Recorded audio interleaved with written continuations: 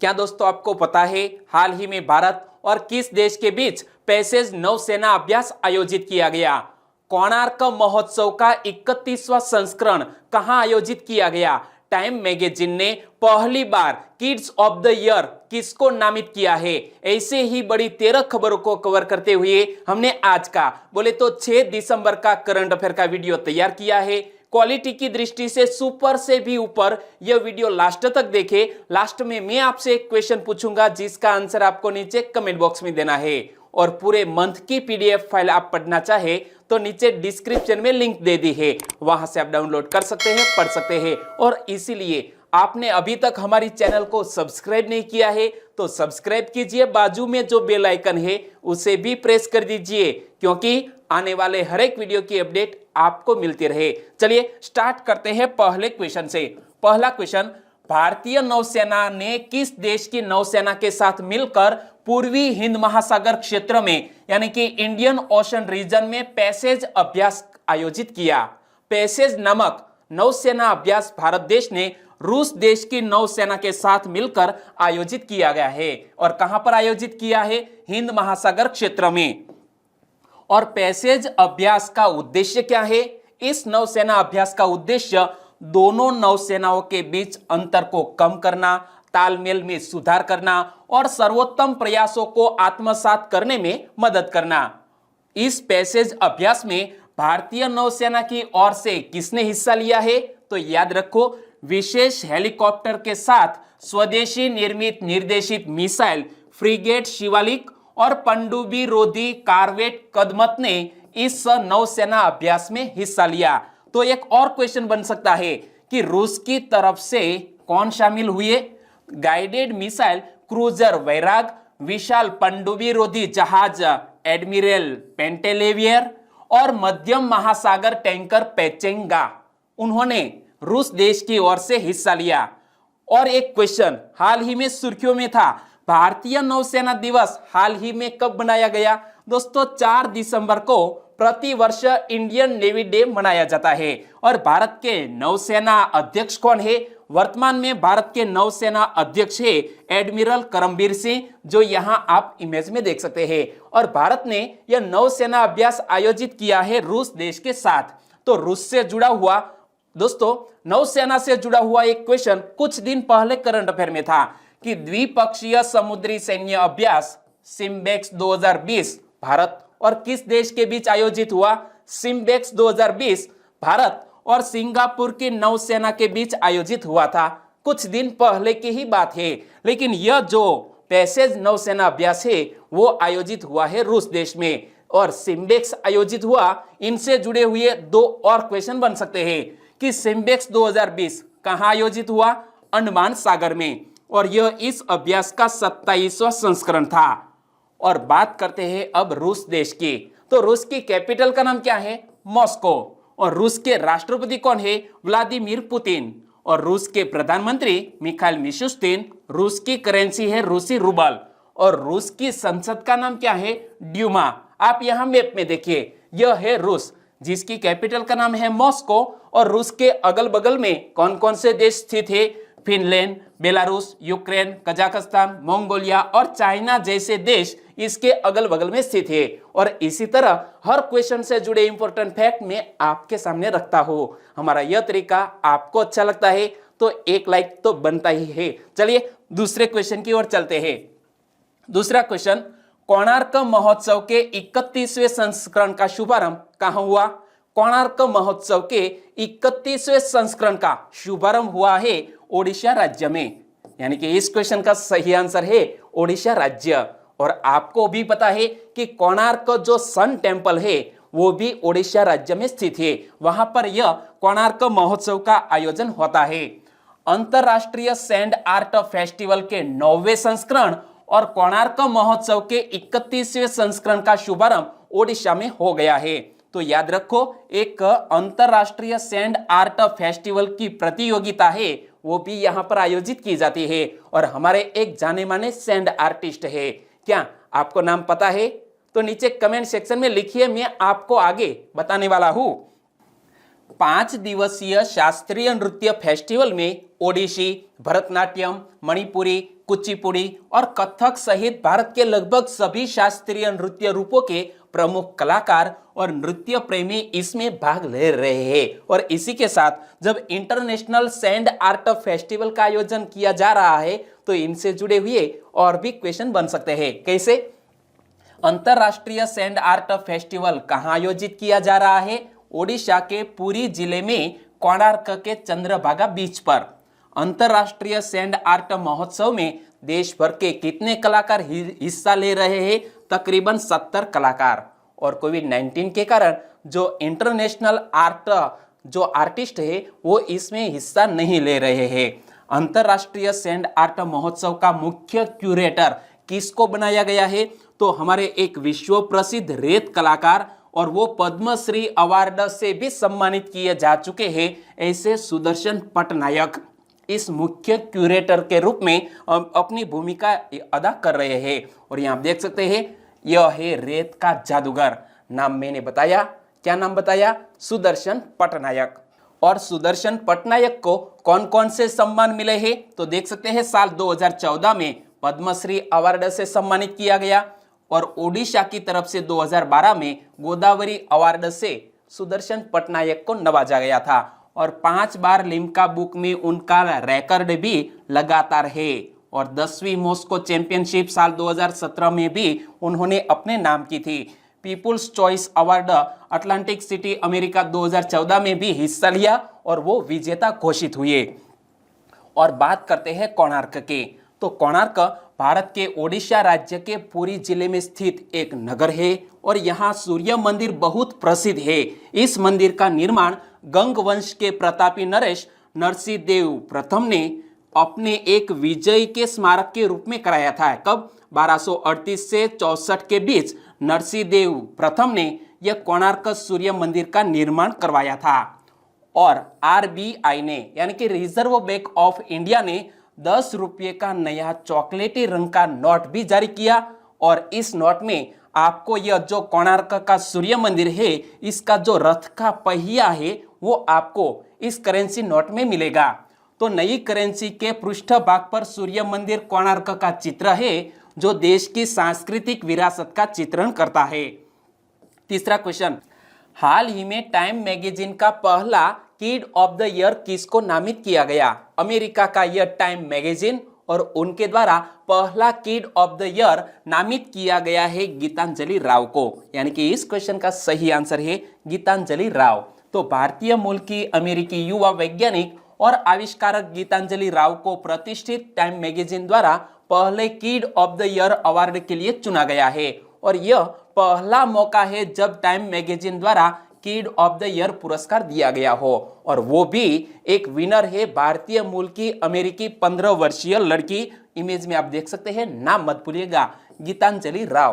15 साल की गीतांजलि राव ने लोगों विशेष करके बच्चों की मदद करने, ओपियोड की लत और साइबर बुलिंग से लड़ने के लिए एक काइंडली नामक मोबाइल एप्लीकेशन विकसित की है।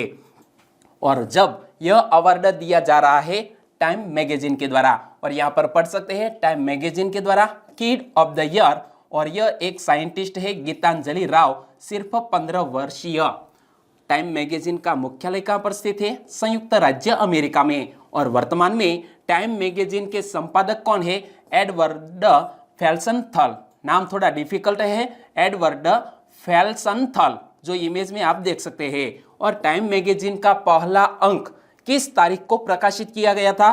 3 मार्च 1923 को। चौथा क्वेश्चन, हाल ही में 3Ws यानी wear your mask, wash your hands, watch your distance अभियान किसने शुरू किया है? यह 3Ws नामक एक अभियान शुरू किया है बृहद बेंगलुरु महानगर पालिका ने। यानी कि इस क्वेश्चन का सही आंसर है बृहद बेंगलुरु महानगर पालिका।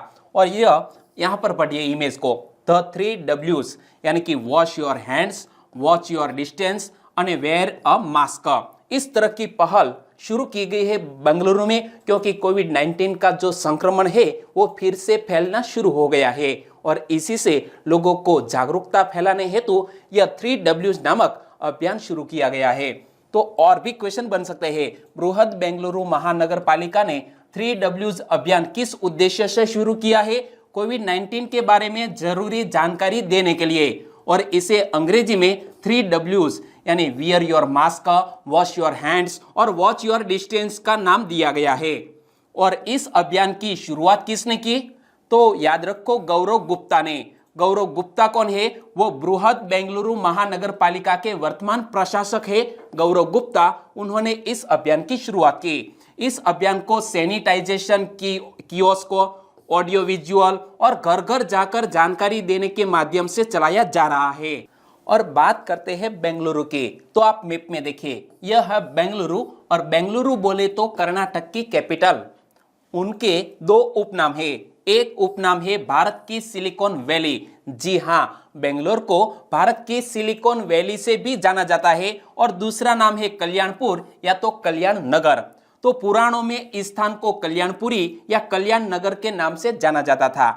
आधुनिक बेंगलोर की स्थापना कब की गई थी? सन 1537 में विजयनगर साम्राज्य के दौरान आधुनिक बेंगलोर की स्थापना हुई। और यूं मान लीजिए कि बेंगलोर एक ऐतिहासिक नगरी है, क्योंकि टीपू पैलेस व किला बेंगलुरु के प्रसिद्ध पर्यटन स्थलों में से एक है, जो इमेज में आप देख सकते हैं। और उत्तर बेंगलोर के राजाजी नगर में स्थित कृष्ण और राधा का मंदिर दुनिया का सबसे बड़ा इस्कॉन मंदिर है। यह फैक्ट भी याद रख लीजिए। और मंदिर का शंकर दयाल शर्मा ने सन 1997 में उद्घाटन किया था। और शंकर दयाल शर्मा हमारे उस वक्त के राष्ट्रपति थे। पांचवा क्वेश्चन, हाल ही में पूर्व राष्ट्रपति डॉक्टर कलाम के जीवन पर लिखी गई पुस्तक का विमोचन किसने किया है? हमारे पूर्व राष्ट्रपति एपीजे अब्दुल कलाम और उनके जीवन पर लिखी गई एक पुस्तक का विमोचन किया है हमारे देश के उपराष्ट्रपति एम वेंकैया नायडू ने। यानी कि इस क्वेश्चन का सही आंसर है एम वेंकैया नायडू। उन्होंने अब्दुल कलाम के जीवन पर लिखी गई यह पुस्तक का विमोचन किया है। तो उपराष्ट्रपति एम वेंकैया नायडू ने पूर्व राष्ट्रपति डॉक्टर एपीजे अब्दुल कलाम के जीवन पर लिखी गई पुस्तक, जिसका नाम है 40 Years with Abdul Kalam untold stories, इस शीर्षक से एक किताब का विमोचन किया हमारे उपराष्ट्रपति एम वेंकैया नायडू ने। लेकिन इस किताब को लिखा किसने है? तो यहाँ देख सकते हैं दोस्तों, इस किताब के लेखक भी है। तो उनसे जुड़े हुए और भी 3 क्वेश्चन बन सकते हैं। पहले तो किताब का नाम याद रख लो, 40 Years with Abdul Kalam untold stories. इस पुस्तक का लेखन किसने किया है? डॉक्टर ए शिव थानु पिल्लई ने। किसने? डॉक्टर ए शिव थानु पिल्लई ने। पुस्तक किसके द्वारा प्रकाशित की गई है? पेंटागन प्रेस LLP के द्वारा।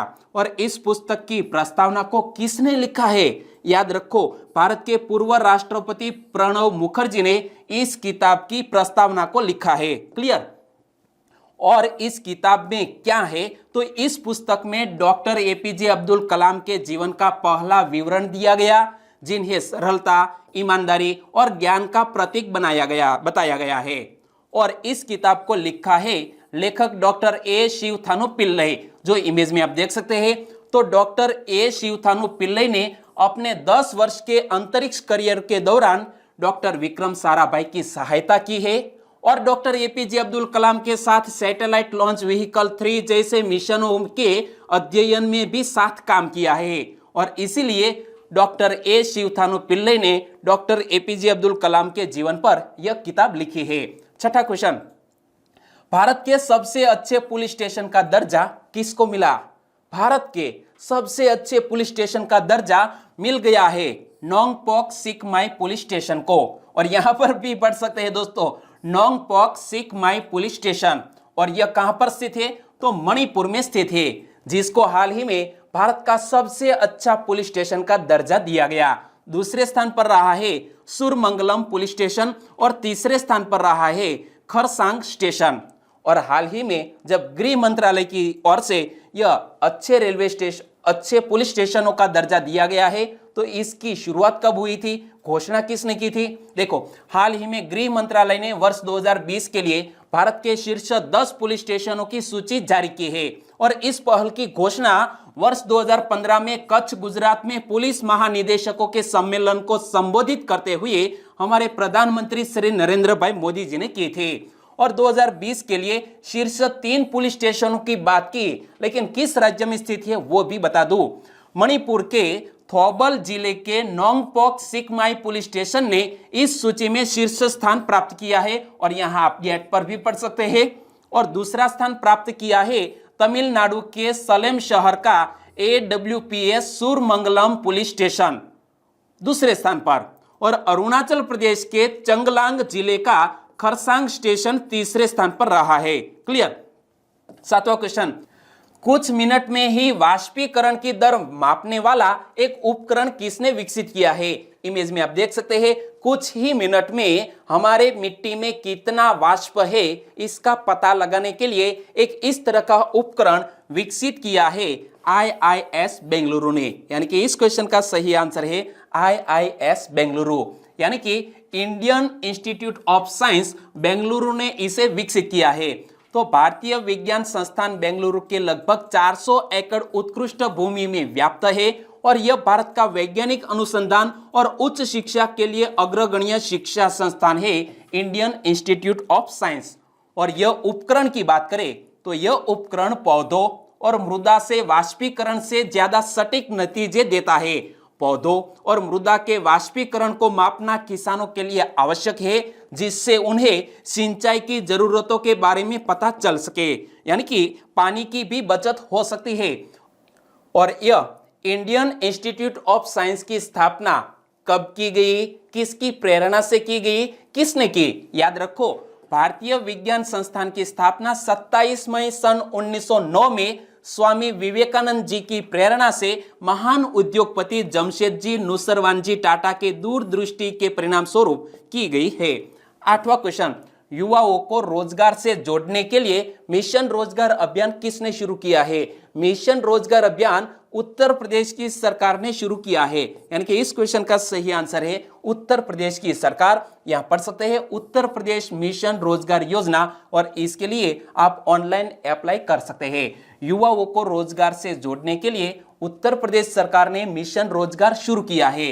अभियान के तहत सरकार ने 50 लाख युवाओं को रोजगार देने का लक्ष्य तय किया है और इसी वित्तीय वर्ष के अंत तक 50 लाख युवाओं को रोजगार प्रोवाइड किया जाएगा उत्तर प्रदेश की सरकार की ओर से।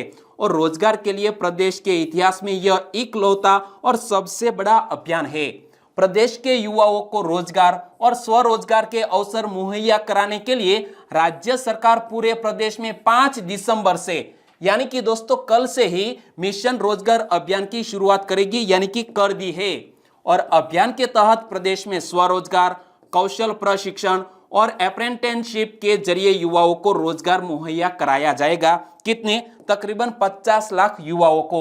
और मिशन रोजगार के तहत राज्य सरकार की योजना इस वित्तीय वर्ष के अंत तक 50 लाख युवाओं को रोजगार देने की है।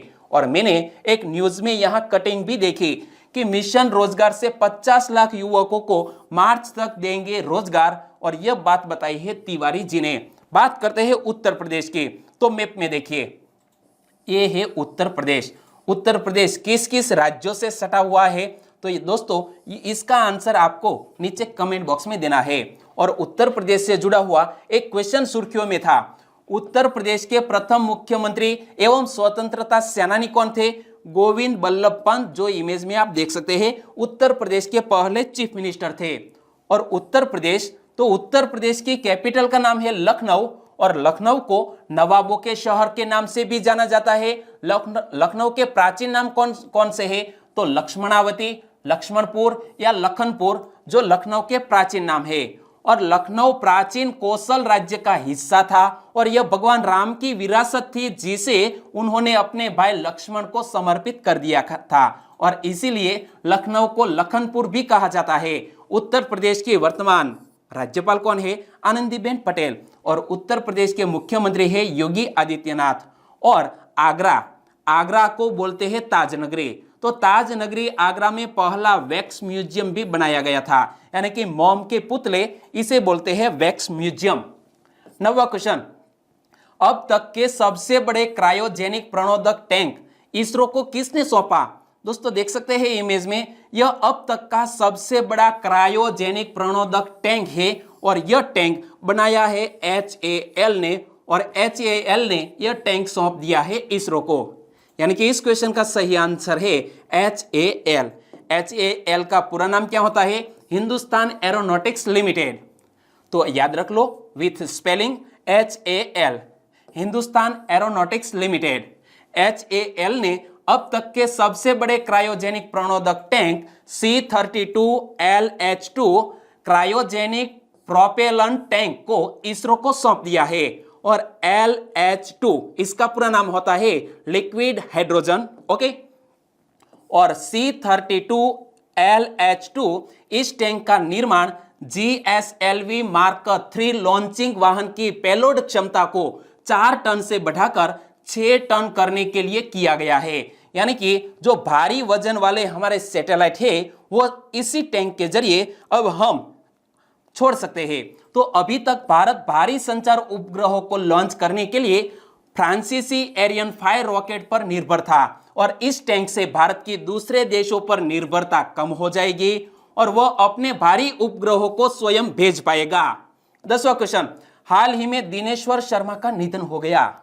वे कहां के प्रशासक थे? इमेज में देख सकते हैं दिनेश्वर शर्मा वो लक्षद्वीप के प्रशासक थे जिसका हाल ही में निधन हो गया है। यानी कि इस क्वेश्चन का सही आंसर है लक्षद्वीप। और बात करें यह दिनेश्वर शर्मा की, तो लक्षद्वीप के प्रशासक दिनेश्वर शर्मा इससे पहले इंटेलिजेंस ब्यूरो के प्रमुख थे और जम्मू कश्मीर के लिए इंटरलॉकर भी करते थे।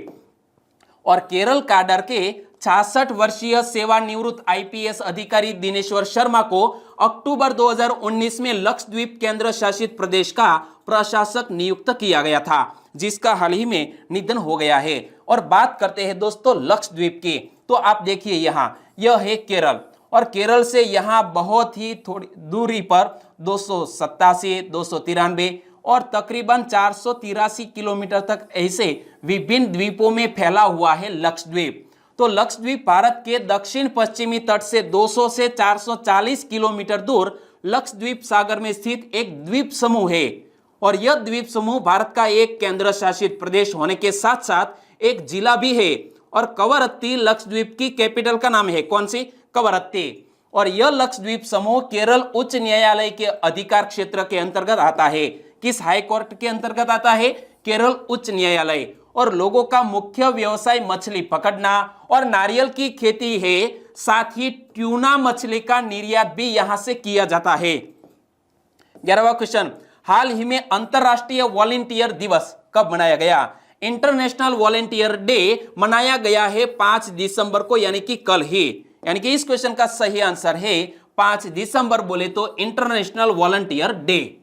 और आर्थिक और सामाजिक विकास के अंतरराष्ट्रीय स्वयंसेवक दिवस के रूप में भी इसे जाना जाता है। हर साल 5 दिसंबर को विश्व स्तर पर यह महत्वपूर्ण दिवस मनाया जाता है, लेकिन प्रतिवर्ष इसकी थीम भी तय की जाती है। इंटरनेशनल वॉलंटियर डे 2020 की थीम क्या रखी गई है वो हमारे लिए एक मोस्ट इंपोर्टेंट क्वेश्चन बन सकता है। तो थीम आप पढ़ सकते हैं इमेज में भी और यहां पर भी, together we can through volunteering. क्या? Together we can through volunteering 2020 की थीम है। और इंटरनेशनल वॉलंटियर डे यानी कि अंतरराष्ट्रीय दिवस को संयुक्त राष्ट्र महासभा द्वारा 1985 में घोषित किया गया था, तब से यह दिवस मनाया जा रहा है। 12वां क्वेश्चन, भारत के 12वें प्रधानमंत्री कौन थे?